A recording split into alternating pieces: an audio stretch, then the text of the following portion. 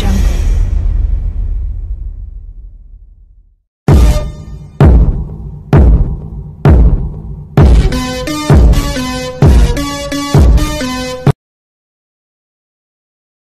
Donc, je n'ai pas peur de répéter mes mots. J'ai dit, Jésus, lui, il est parti pour adorer Dieu toute la nuit. Pourquoi il adorait Dieu qui est Dieu qui s'est fait cher homme? Il adorait qui? C'est ça mon problème. Qu'est-ce qu'il adorait là? Comment est-ce qu'Allah prie sur ici? Comment Allah prie qui? Surah 33, 43. Hein? Hein? Allah prie qui ici? On dit Allah et ses anges prient sur le prophète. Et vous aussi priez sur le prophète. C'est ça, non? Non, c'est pas ça. C'est écrit quoi? Tu n'as pas d'oreilles. Tu n'as pas des oreilles, toi. Tu n'en as pas. Écoute ce que je suis en train de dire. Attends, je ne parle pas de Sourate. Qu'on t'a dit. Il y a Sourate 33, 56. Moi, je parle de 33, 43. 33, 56, j'essaie. C'est Sourate Ahzab. Non. Le coalisé, j'essaie. Non, j'ai dit Sourate 33, 43. Bon, je t'écoute. Comme tu ne veux pas répondre, moi, si tu vas dans le Coran, on reste seulement dans le Coran. Si tu veux débat biblique, on reste là-bas. Non, on non. mélanger les choses. Non, non. Sourate 33, 43. On dit, c'est lui qui prie sur vous, ainsi que ses anges, afin qu'il vous fasse sortir des ténèbres à la lumière. Mais c'est normal. C'est normal qu'Allah prie. Ok, lis-moi Luc 6, 12. Oh. Comment est-ce qu'Allah prie ici? Tu veux fuir, attends.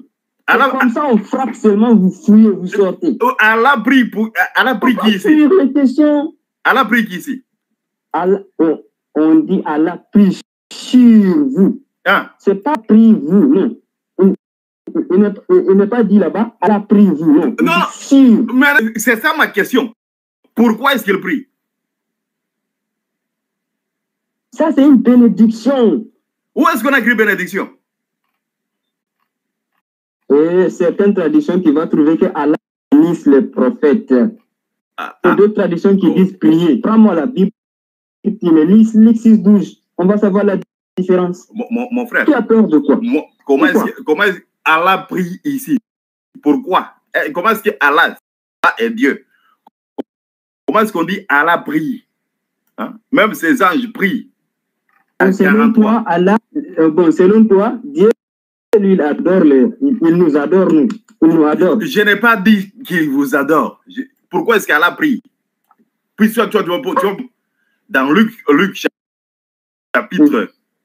chapitre 6, Luc 6, 12. Verset 12. Salut dans le puissant nom de notre Seigneur Jésus. C'est comme je le dis toujours, c'est le nom qui a été donné au-dessus de tout nom. Alors, une personne qui dit qu'il croit en Jésus, il doit avoir pris son baptême. Alors, le baptême se prend au nom du Seigneur Jésus-Christ. Pourquoi? Parce que lui-même, il a dit, allez par tout le monde et faites des nations des disciples, leur annonçant la bonne nouvelle. Alors, celui qui croira, celui qui mettra foi, celui qui dira que c'est ça, c'est vrai, celui qui va accepter cet évangile, cette bonne nouvelle du royaume, alors celui-là, baptisez-le au nom de Jésus. Et après son baptême, enseignez-le donc à respecter les préceptes que je vous ai enseignés, les recommandations que je vous ai laissées. Alors, il s'agit là des recommandations que Jésus lui-même, il a données aux hommes pour pouvoir devenir chrétien. Celui qui devient chrétien devient une épouse qui épouse Christ. Christ est l'église. Bon, Christ n'est pas, il est le chef, il est la tête de l'église. Voilà, Christ est la tête de l'église. Nous, les chrétiens, nous sommes membres du corps de Christ. Nous sommes membres de son corps qui est son église. Nous sommes épouses de Christ. C'est lui qui est notre époux. C'est lui qui nous prend avec lui. Il nous partage avec lui ce qu'il a déjà en lui. Ayant l'éternité avec lui, ayant la vie éternelle avec lui, il nous donne aussi ça. Voilà pourquoi l'Écriture dit, nous devenons co-héritiers avec lui. Co-héritier, ça veut dire en toute chose. Après notre mort, après notre passage sur la terre, nous devenons co-héritiers avec lui parce que nous héritons de tout ce que lui, il a déjà. Alors, si tu suis un homme ou un prophète qui est mort et qui n'est pas ressuscité, alors tu ne ressusciteras pas. Mais nous, chrétiens, nous suivons un Dieu qui est mort, qui est ressuscité 3 jours après. Alors, sur cette base-là, nous savons clairement que nous allons aussi ressusciter. Nous, là, nous suivons un Dieu qui nous a créés à son image. Nous sommes à l'image de Dieu, parce que Dieu créa l'homme à son image. Alors, si Dieu décide de prendre la forme d'un homme et de venir sur la terre, cela ne nous scandalise pas, parce que nous savons que notre Dieu est capable de faire toutes choses. Notre Dieu est capable de prendre toutes les formes qu'il veut. Notre Dieu est capable de prendre la forme initiale sur laquelle il nous a pris pour nous former. C'est-à-dire qu'il s'est basé sur sa forme à lui pour former l'homme. Dieu là, l'Esprit éternel, l'Esprit Christ là, l'Esprit éternel qui se mouvait au-dessus des eaux là, il a décidé de se faire la création qu'il avait fait de nous. Ça veut dire qu'il est le prototype sur lequel il nous a tiré nous. Nous avons été créés à son image, puis formés pour être visibles. Alors, lui qui est Dieu invisible, s'il veut se rendre visible, qu'est-ce qui l'en empêche? Est-ce qu'il y a quelque chose qui peut empêcher Dieu de faire ce qu'il veut? Est-ce que nous n'adorons pas le véritable Dieu qui est tout-puissant? Est-ce que nous n'adorons pas le Dieu qui peut se faire ce qu'il veut? Nous adorons un Dieu qui fait ce qu'il veut comme ça lui plaît. Nous n'avons pas le droit de lui demander pourquoi il le fait ou pas. Maintenant, notre Jésus là, il voulait prier. Il est allé prier. Il se retira pour prier. Notre Jésus là, il se retira pour prier. Suivez. C'est pas ça, on débat. On dit ceci. Lui, en ce temps-là, Jésus s'est rendu sur la montagne et il passa toute la nuit à prier Dieu. Amen. Maintenant, mon problème, pourquoi est-ce qu'Allah prie? Donc, Jésus, il s'est rendu sur la montagne pour prier Dieu. Jésus, là, il a laissé ses apôtres. Alors, il s'est déplacé et il est allé vers la montagne prier. Il est allé dans un lieu secret prier. Il est allé consulter l'Esprit éternel qui était en lui. Lui étant homme, Jésus étant homme, avait l'Esprit de Dieu en lui. Alors, c'est l'Esprit de Dieu qui est en lui là qu'il priait. Jésus étant la représentation parfaite de l'homme chrétien sur la terre. Nous les chrétiens là, nous suivons Jésus. Jésus nous a appris comment prier. Jésus nous a montré ce qu'il faut faire. Jésus pouvait prier devant les apôtres, mais Jésus se retira pour aller prier.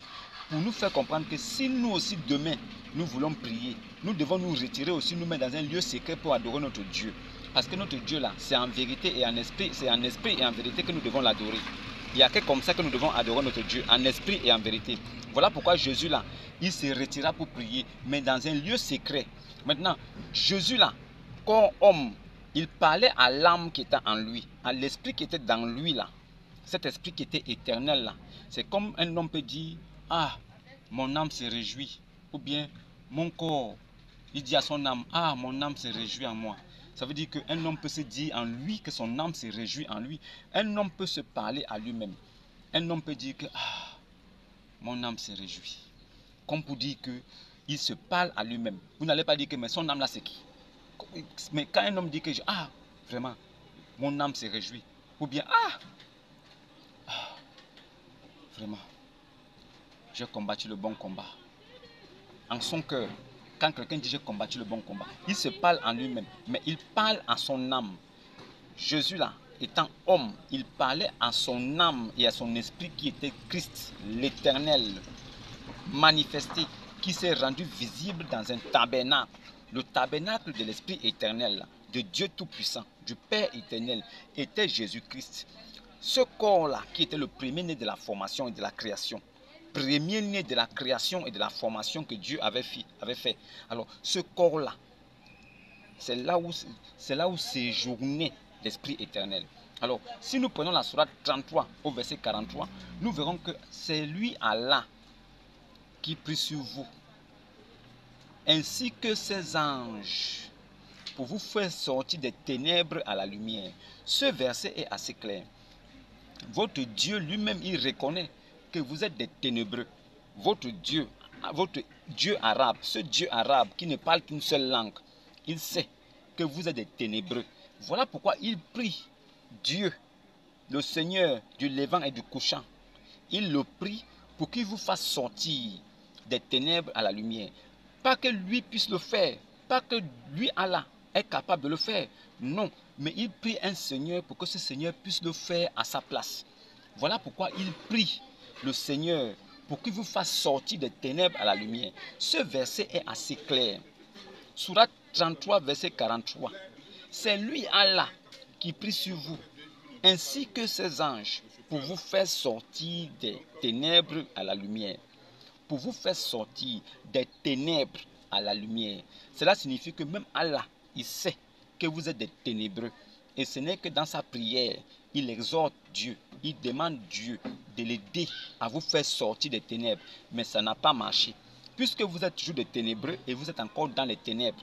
Maintenant, si nous prenons la sourate 33 au verset 56, nous voyons que là-bas maintenant, Allah, il prie avec ses anges.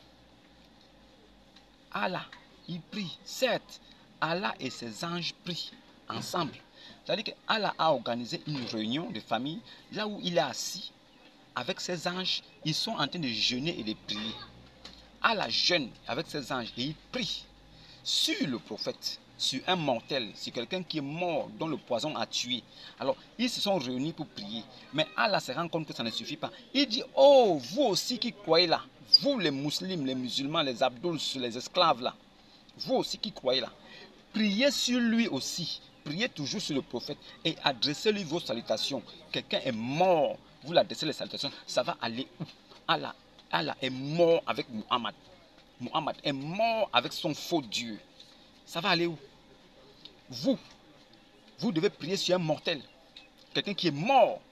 Allah vous demande de prier sur lui et de l'adresser vos salutations. Ça va donner quoi? Ça va donner quoi? Il est mort, il ne va jamais ressusciter.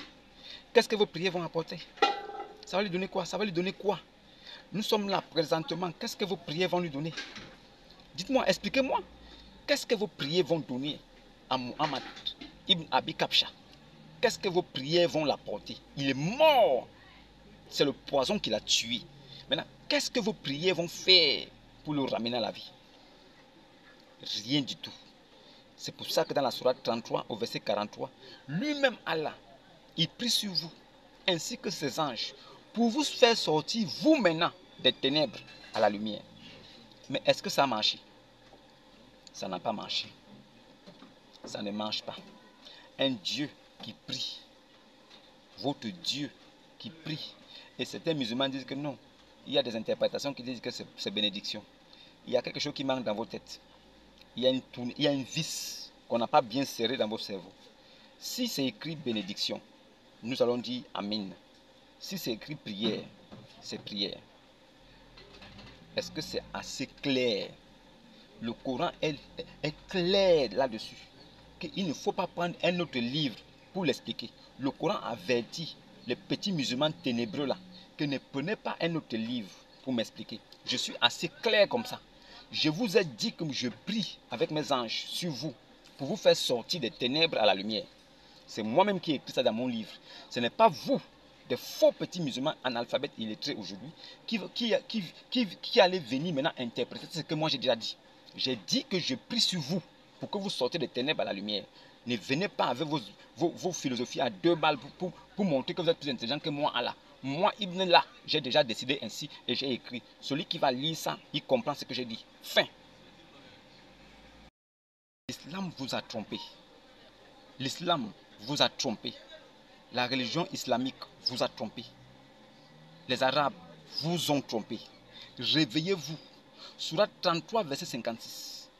Certes, c'est lui, Allah et ses anges là. Ils prient sur le prophète.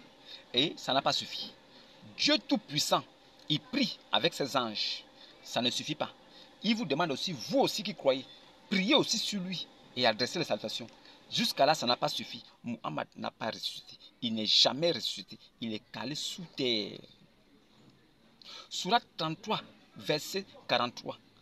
C'est lui, Allah, qui prie sur vous, ainsi que ses anges, pour vous faire sortir des ténèbres à la lumière. Allah continue de prier jusqu'aujourd'hui. Jusqu'aujourd'hui, Allah prie pour que vous sortiez des ténèbres à la lumière. Est-ce que ça a marché? Est-ce que cette prière a fonctionné? Est-ce que vous êtes sortis des ténèbres pour la lumière? Non. Parce que vous êtes déchu de la grâce. Vous n'avez pas cru en Jésus. Jésus était un homme, il priait, oui. Voilà pourquoi Dieu dit qu'il n'y a qu'un seul médiateur entre Dieu et les hommes. Entre les dieux et les hommes. Jésus-Christ homme. La Bible précise Jésus-Christ homme. Jésus-Christ qui s'est fait comme un homme là. C'est lui qui est le seul médiateur entre Dieu et les hommes. Donc si Jésus va prier, ça ne peut pas causer un problème parce qu'il était homme. Il était comme un homme et un homme peut prier. Mais vous, votre Dieu qui se dit tout puissant, lui il prie sur vous avec ses anges. Pourquoi? Pourquoi il prie sur vous avec ses anges? Donc lui Dieu tout puissant, sa prière ne peut pas suffire? Est-ce que vous vous interrogez même sur cette sourate là? Est-ce que vous lisez bien votre Coran? Comment je peux être le Dieu tout puissant? J'ai le kun fayakun. Je peux dire quelque chose, la chose vient à l'existence. Comment est-ce que je peux appeler des alliés pour m'aider à faire quelque chose? Si je veux qu'un arbre pousse avec des fruits, je dis que l'arbre soit et l'arbre apparaît avec des fruits. Mais est-ce que j'ai besoin d'appeler mes anges pour venir prier avec moi? C'est moi qui ai créé mes anges. C'est moi qui ai créé tout l'univers. Alors, si je veux quelque chose, je l'appelle à l'existence. Comment est-ce que je peux encore appeler comme alliés les anges? Comment je peux aussi demander aux croyants qui sont esclaves de prier aussi pour que ça puisse aider? Ça veut dire que je ne suis pas Dieu Tout-Puissant. Un Dieu Tout-Puissant ne peut pas appeler les anges en renfort. Un Dieu Tout-Puissant ne peut pas appeler les fidèles en renfort. C'est quel Dieu qui est aussi faible? C'est le Dieu arabe. Ibn La, l'idole dont le vrai nom c'est Oubal. C'est lui le seigneur de la cité qui est appelée la Mecque. La Mecque est une cité et c'est lui le seigneur de cette cité-là. C'est un Dieu arabe typique. Voilà pourquoi il n'entend que l'arabe. Il ne parle que l'arabe. Voilà pourquoi il est tenu, il est debout là-bas à la Mecque. Voilà pourquoi tous les musulmans, les abdouls, sont obligés de regarder de son côté pour qu'ils puissent les voir. Il n'est pas puissant. Un Dieu qui est puissant, il remplit toutes choses et il est omniscient, omnipotent. Mais Allah se réclame d'être omniscient, omnipotent. Mais pourquoi vous devez regarder vers lui? Et pourquoi il ne parle qu'une seule langue? Donc toutes les autres langues là, ce n'est pas lui qui les a créées. Vous suivez quel Dieu comme ça? Vous ne comprenez pas quoi? Qu'est-ce que vous n'avez pas compris qu'on doit vous expliquer? Qu'est-ce que vous n'avez pas compris? Vous dites que nous les chrétiens, notre Jésus là, il a prié. Jésus se retira pour aller prier dans la montagne, oui. Oui, Jésus était un homme. Il était comme un homme. Il était un homme. Il était comme un homme. Alors, il s'est retiré pour aller prier. Ça, ok, d'accord. Même nous les hommes aussi, on prie aussi. Mais Allah, qui se réclame d'être le Dieu Tout-Puissant, lui prie, ainsi que ses anges, pour vous faire sortir des ténèbres à la lumière. Même Allah connaît que vous êtes des ténébreux. Allah connaît que vous êtes en enfer. Même étant vivant, vous êtes des ténébreux. Vous êtes des gens des ténèbres, de l'obscurité. Allah connaît ça. C'est pour ça qu'il est en train de prier avec ses anges pour vous faire sortir de là-bas. Mais ça n'a pas suffi. Vous êtes restés dans ça. Vous êtes restés dans les ténèbres jusqu'aujourd'hui. Et la sourate 33, verset 56 dit que Allah et ses anges, ils prient sur le prophète encore. C'est-à-dire Allah, il prie sur vous pour que vous sortez des ténèbres à la lumière. Allah, il appelle ses anges, ils se regroupent, ils prient pour que vous sortez des ténèbres à la lumière. Mais le même Allah encore, lui et ses anges encore, ils prient encore sur le prophète. Et il vous demande aussi, vous, de prier aussi sur lui. Mais jusqu'à là, ça a donné quoi? Ça a produit quoi? Quelle est la production de cette prière inutile? Puisque Muhammad n'est pas ressuscité, Muhammad n'a pas été enlevé au ciel, Muhammad n'est pas appelé le Messie, Muhammad n'a pas appelé Al-Masiyah dans le Coran, Muhammad n'est pas la parole de Allah, Muhammad n'est pas appelé Kalamatullah, Muhammad n'est pas appelé l'esprit de Allah, Muhammad n'est pas appelé le verbe de Allah. Ibn Abi Kabsha, il n'est pas appelé le verbe de Allah. Ibn Abi Kabsha, il n'est pas ressuscité. Ibn Abi Kabsha est mort empoisonné. Ibn Abi Kabsha, il n'est pas appelé la parole de vérité. Ibn Abi Kabsha, il n'est pas appelé Kalamatullah. Ibn Abi Kabsha n'est pas appelé fils de Dieu. Ibn Abi Kabsha n'est plus vivant, il est mort. Pendant ce temps, Yassou, Jésus, est vivant au siècle des siècles. Et même Allah dit qu'il l'a élevé au ciel. Jésus là, dans le Coran, il est ressuscité. Dans la Bible, avant, il était déjà ressuscité. Le Coran est venu confirmer que oui, il est ressuscité. Le Coran est venu confirmer que oui, la Bible a dit que Jésus là, il est la parole de vérité. Le Coran a confirmé. Le Coran dit que Jésus là, il est illustre ici-bas et dans l'au-delà. Jésus là, il est immortel. Le Coran confirme ça. Si le Coran dit dans la sourate 2 au verset 87 qu'il a donné le livre à Moïse, puis il a envoyé des prophètes successivement et à la fin, il a donné les signes, le miracle, les miracles, les prodiges à Yassou. Où est Muhammad? Pourquoi le Coran oublie Muhammad? Pourquoi Allah, quand il cite la généalogie des prophètes, pourquoi est-ce qu'il a oublié Muhammad ibn Abi Kabsha? Pourquoi Ibn Abi Kabsha est oublié dans la généalogie des prophètes? Pourquoi? Quoi? Allah a oublié que c'était lui qui l'a envoyé? Allah a oublié que c'est lui qui récite la Shahada? Allah a oublié que c'est quand tu veux devenir musulman, tu dois dire Allah Muhammad Rasoul Allah? Allah a oublié ça? Que c'est le nom de Muhammad qui est cité quand tu récites la Shahada? Allah a oublié tout ça? Mais pourquoi Allah n'a pas pu empêcher le poison de tuer Muhammad? Pourquoi Allah n'a pas pu empêcher le mouton de manger la sourate 33 qui parlait de l'allaitement des adultes? Pourquoi Allah n'a pas pu empêcher que Muhammad ne mange le poison et ne meure? Pourquoi Allah, Ibn Allah, n'a pas pu empêcher Ibn Abi Kabsha de mourir du poison? Il est mort empoisonné. Il ne va jamais ressusciter. Maintenant, Allah s'efforce de prier sur lui. Ça ne donne rien. Il appelle les anges, ça ne donne rien.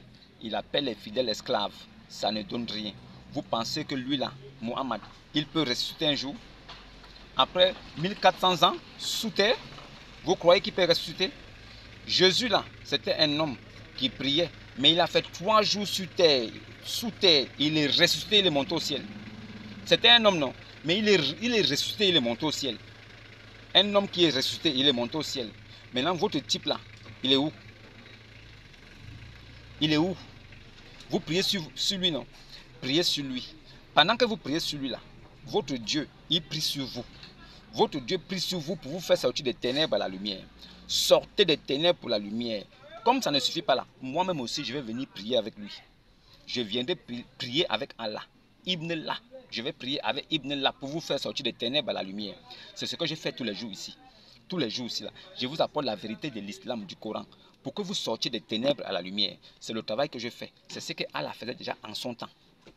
Allah a vécu au temps de Muhammad, au temps de Ibn Abi Kabsha. C'est à ce moment-là que Allah avait vécu. Depuis que Muhammad Ibn Abi Kabsha est mort, jusqu'aujourd'hui là, Allah a disparu. Allah ne fait plus aucun miracle. Allah est mort avec son prophète. Les esprits qui possédaient votre prophète là sont morts avec lui. Il était possédé par des démons. Comment les djinns peuvent posséder un prophète de Dieu? Comment un messager de Dieu peut être possédé par des démons, des djinns? Ibn Abi Kabsha était possédé par des démons. C'est pour ça qu'Allah priait tous les jours avec ses anges pour le faire sortir des ténèbres à la lumière. Ça n'a pas marché. Allah même, il a prié sur lui avec les anges. Allah et ses anges prient sur le prophète. Et en même temps aussi, Allah a dit, oh, vous, les esclaves là aussi, priez aussi. Jusqu'à là, ça n'a pas suffi. Muhammad est mort ténébreux. Il est mort dans les ténèbres. Nous reconnaissons que notre Dieu peut prier. Il est devenu comme un homme, donc il peut prier. Si notre Dieu vient comme un homme, il peut prier, c'est normal. Mais votre Dieu, il est resté Dieu tout-puissant, omniscient, omnipotent. Mais il prie quand même. Mais, comme il n'a rien dans la tête, il prie sur un homme mortel. Vous allez aller où avec ça? Réveillez-vous, l'islam vous a trompé. L'islam vous a trompé, c'est la ruse et le mensonge. L'islam, c'est la ruse et le mensonge. Sortez de là. Jésus priait, oui, il était comme un homme. Mais Allah, un Dieu qui prie,